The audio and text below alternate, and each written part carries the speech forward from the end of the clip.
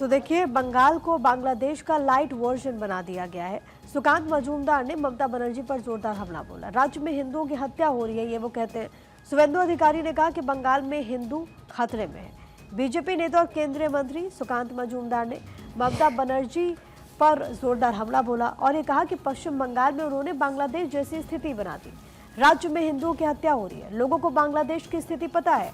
बनर्जी ने पहले ही पश्चिम बंगाल को बांग्लादेश का लाइट वर्जन बता दिया है।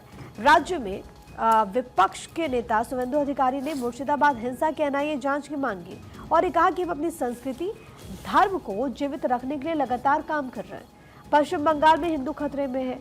इस तरह की क्रूर हत्या के लिए राज्य पुलिस पूरी तरीके से जिम्मेदार है। उन्होंने हिंसा के लिए बीजेपी को जिम्मेदार ठहराने के लिए समाजवादी पार्टी के नेता अखिलेश यादव की भी आलोचना की। उन्होंने कहा कि अखिलेश यादव का ये जो बयान है, ये जो स्टेटमेंट है, वो सियासत से प्रेरित है। इधर आपको ये भी बताते चले कि राष्ट्रीय महिला आयोग के अध्यक्ष विजय राहटकर ने मालदा और मुर्शिदाबाद हिंसा पर पश्चिम बंगाल के राज्यपाल सीवी आनंद बोस से मुलाकात की।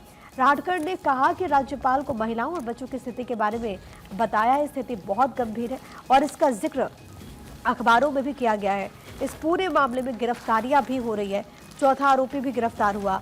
महिला आयोग की तरफ से कहा गया कि महिलाओं ने जो यातनाएं झेली उसे शब्दों में बयान नहीं कर सकते। इसके अलावा जो वहां पर स्थितियां बनी हुई है, इसको लेकर के बीजेपी लगातार हमलावर है। आपको याद होगा कि बीजेपी के सांसद ने बीते दिनों बाकायदा राष्ट्रपति शासन तक की मांग कर दी थी लगाने के लिए प्रदेश में।